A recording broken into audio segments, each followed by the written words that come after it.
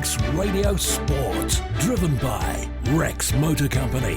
Good evening and welcome back to Friday Sport Preview here on Manx Radio. Rob Pritchard here. I hope as ever you've had a wonderful week so far. Coming up tonight, we're just over 12 hours away from the start of one of the biggest island events of the year, the 2022 Parish Walk. We hear from the man in charge of making sure it all happens. It's a big moment this weekend for men's netball on the Isle of Man. They're set to be pitting their wits against top opposition across the water for the very first time. And it's also a massive weekend in store for Isle of Man walking football, who are looking to do some giant killing at a prestigious competition. That is all to come this evening.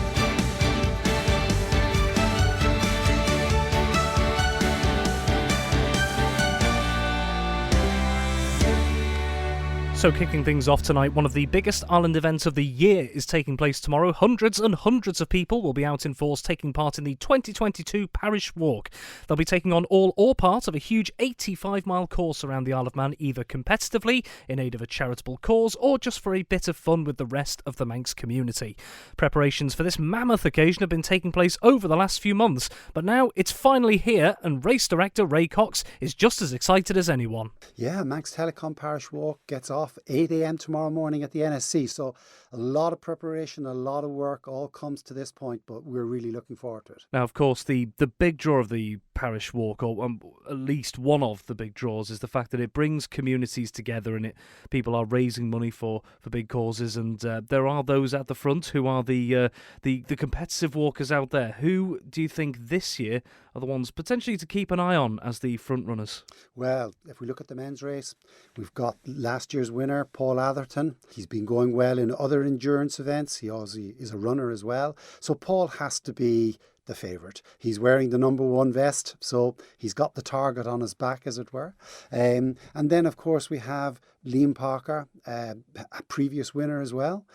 In number 3 seed, Richard Gerard, multiple winner. And, could Richard have a good walk on Saturday? You could not discount it. And then, of course, we have the upcoming star, Simon Gaughan, who walked fabulously last year till literally stamina got to him and whatever, and he got overhauled.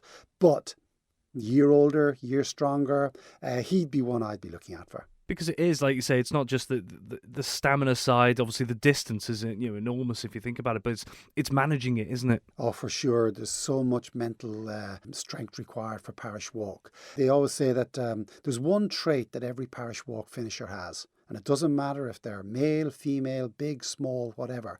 They're all really strong-minded people. Stubborn, perhaps.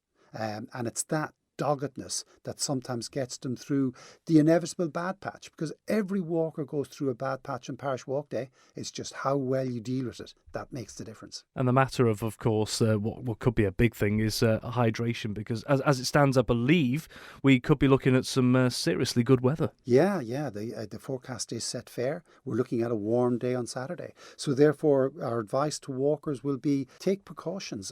Wear a hat, have lots of sunscreen, don't get sunburned, and then dehydration. Drink plenty, drink early. Don't wait to get thirsty. That's the advice. And we have lots of feed stations out there, lots of water. So don't forget your speed cup for taking drinks at the water stations. So drink plenty, drink early. So let's take a look at the course, the vast course of the Parish Walk. In terms of, let's say, maybe some of the more technical areas and more challenging areas, which are the ones that stand out, that really do test you physically and mentally? Well, we've got an 85-mile course, and it encompasses all parts of the Isle of Man, which of course adds to the charm of the Parish Walk. We show off the Isle of Man in its absolute best light.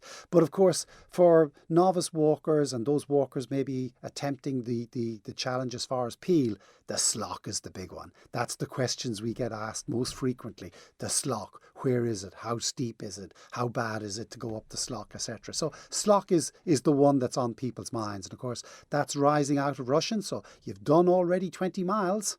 And, you've got the fatigue, you've got that uphill stretch. But I'll say personally, when I did the parish, I found the slock quite an enjoyable experience. And the fact as well that because, as the Parish Walk has grown over time, you've talked about these different locations along the course as well. When you talk about the likes of Patrick, for example, and Peel, just to name two, that could be a bit of a reinvigorating experience within itself, because what's happening is you go through maybe quieter parts of the Isle of Man on certain points, but then you get back into the hustle and bustle and the energy of the event. That can do wonders for someone's confidence at certain points, can't it? Oh, for sure. I mean, that's what makes the Parish Walk very, very unique. And even back in the day, I mean, I did it in 1994, much smaller race. But what struck me was how much support you got from the Manx people, the people in the countryside, the people in those remote areas, sitting at the end of their gardens, offering you a cup of tea, giving you encouragement. And that happens all the way around.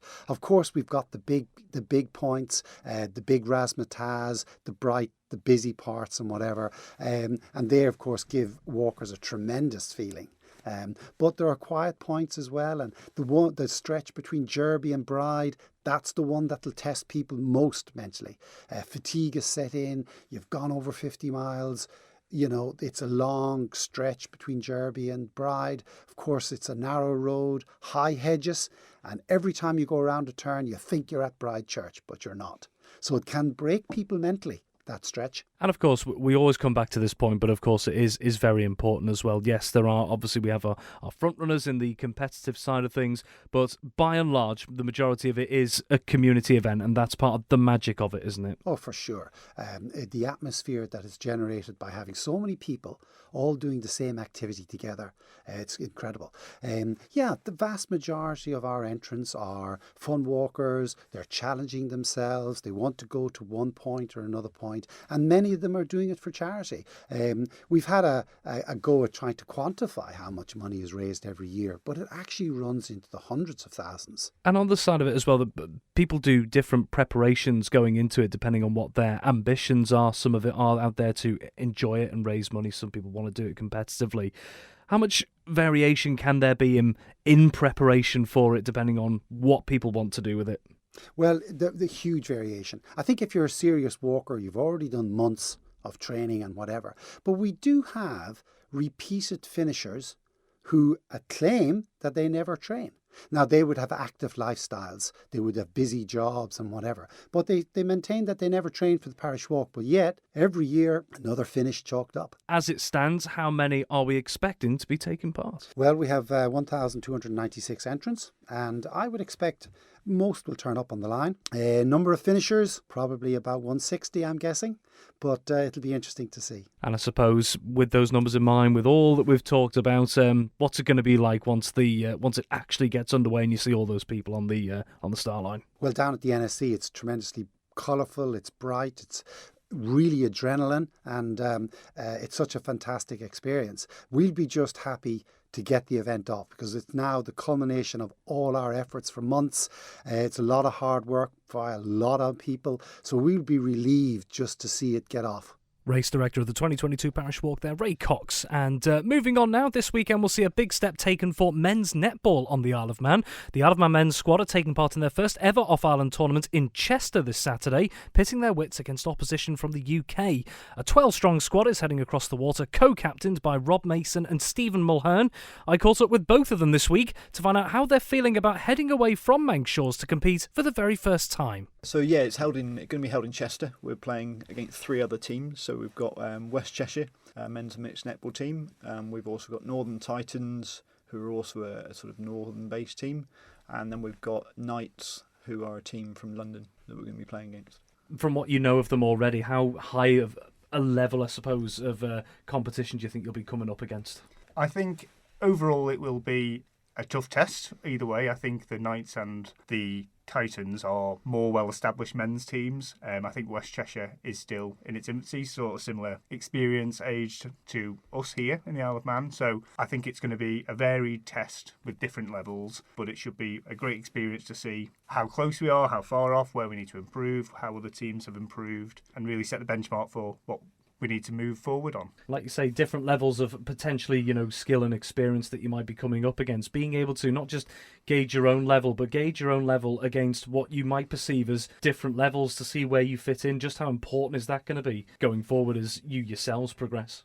Yeah, I think it's always important as personal development to see where you're at and that'll be a good learning curve for all the players that we've got playing with us at the moment. I think within our own squad, we're at different levels, so it'd be good to see what it looks like outside of the Isle of Man and what other people are up to, so we can learn and pick up bits from them, and everyone will do that individually. And since the team first started, obviously it is a gradual process, but building yourselves up in terms of honing technique and skills and whatnot. Since it first began, and you mentioned that players are at certain different levels as it stands, how has that been trying to manage that? I think the most important thing we're really focusing on is just trying to enjoy it as well. With a lot of sports, men's netball is still new. There, as we said, we have people who've played for maybe 12, 18 months max. I think they are what we would class as the more experienced players. But we're always looking and bringing in influx of new people to learn the basics, and we're all, even though some are more experienced than others, there is still so much to learn and so much to improve on. So we've worked hard, and we've been playing against some of the ladies teams on the Sundays during the season, and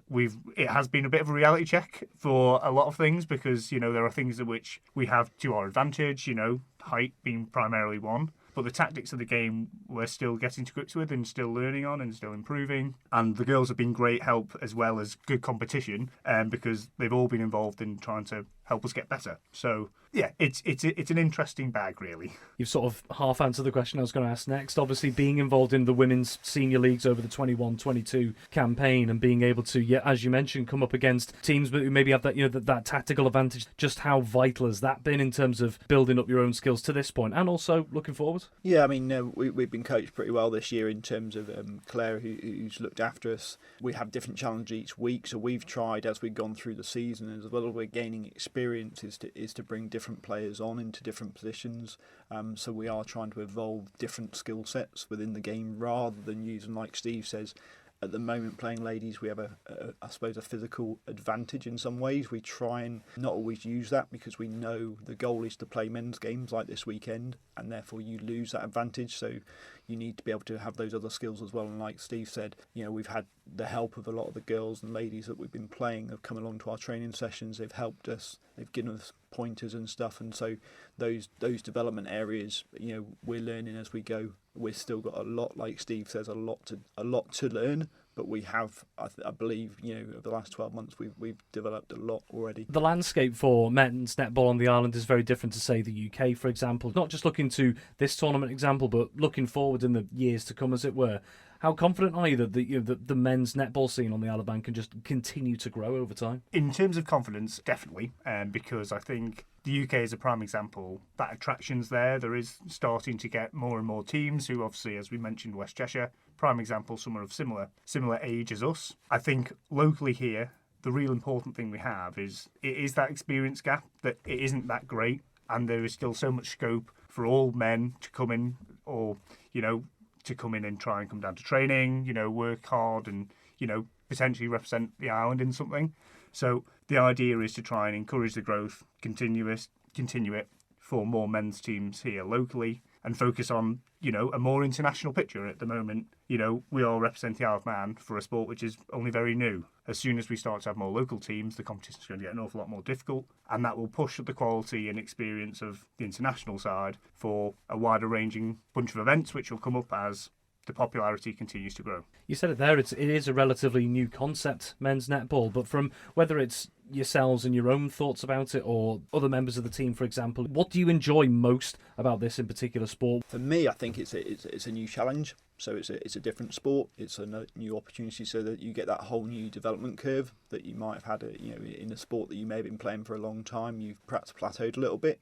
So this is a new thing. There's lots to learn.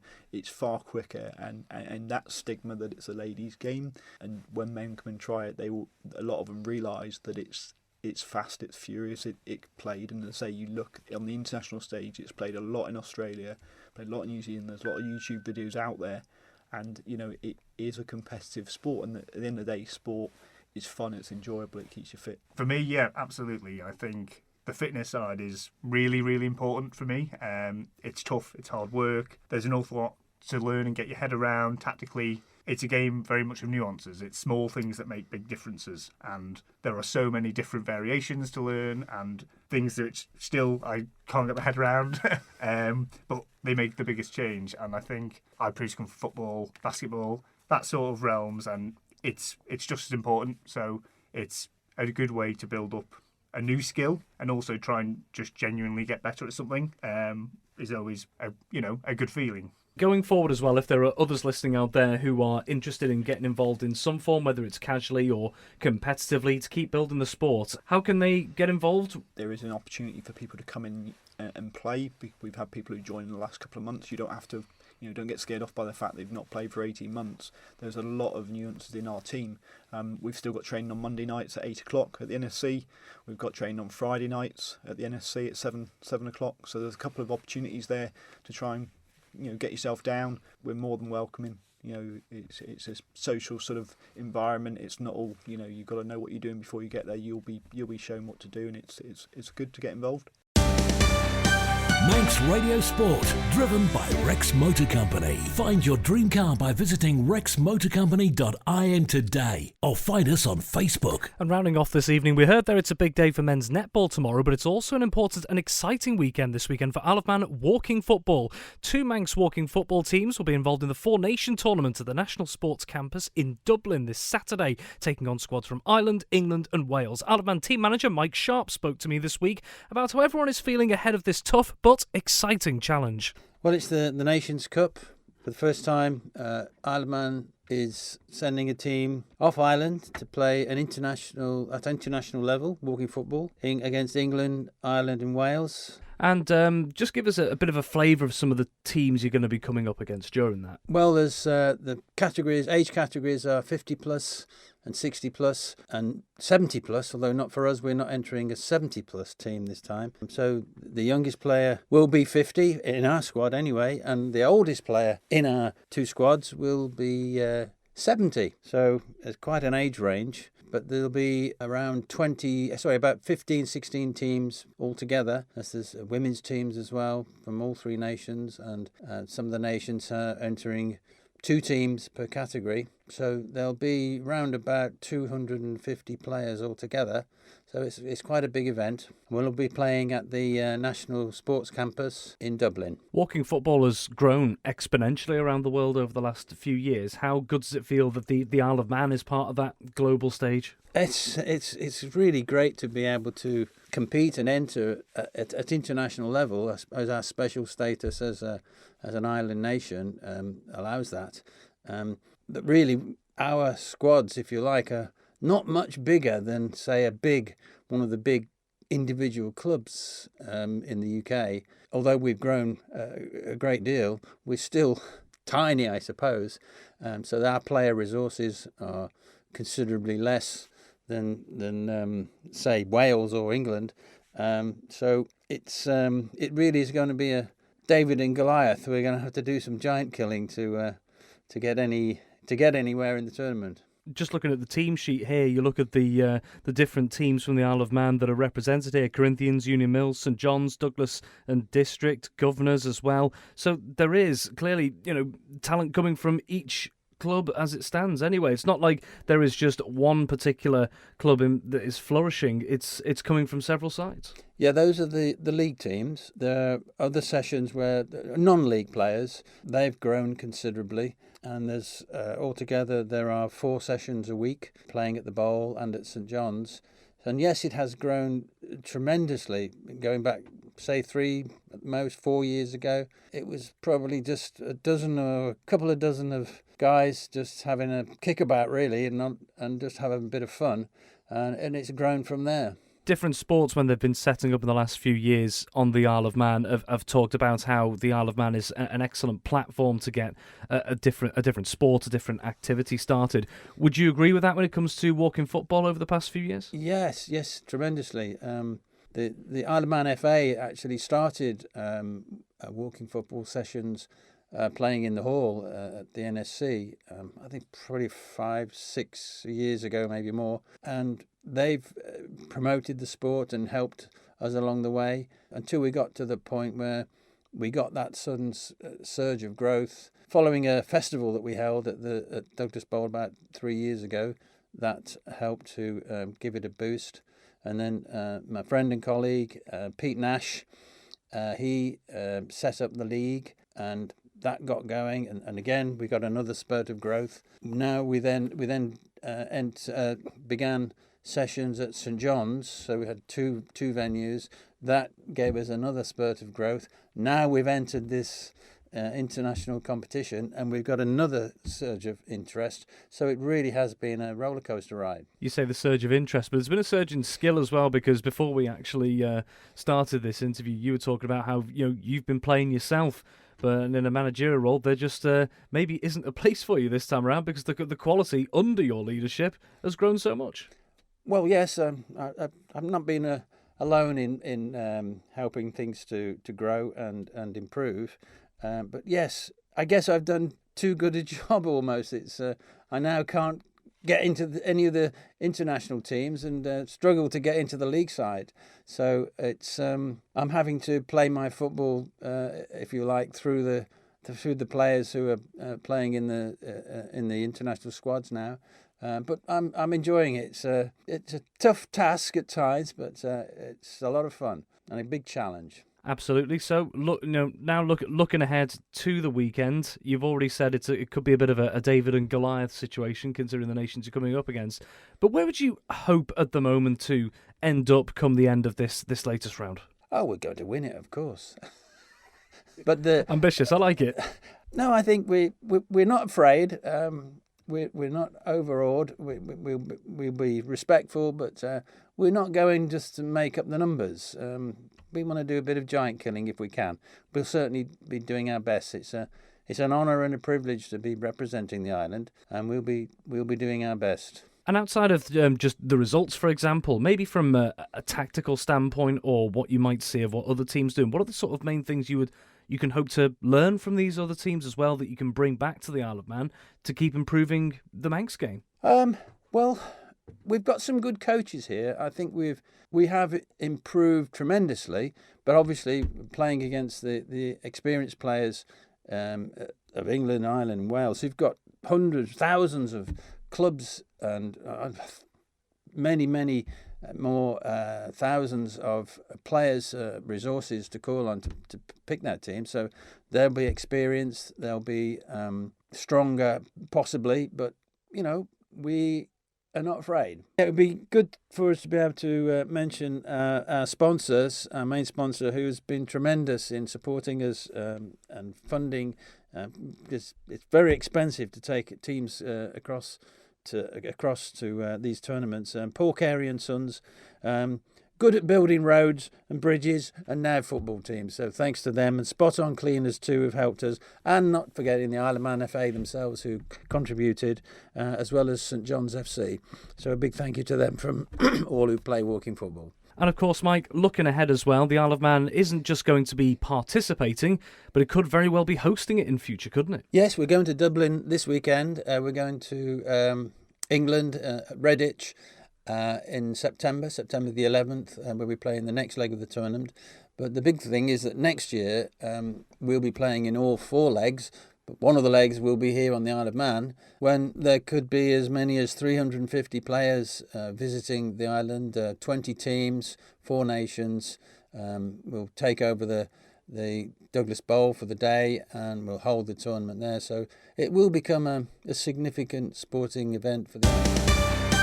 Manx Radio Sport, driven by Rex Motor Company. Find your dream car by visiting rexmotorcompany.in today, or find us on Facebook. That's all we have time for this evening. Many thanks to my guests this week, Ray Cox, Rob Mason, Stephen Mulhern and Mike Sharpe.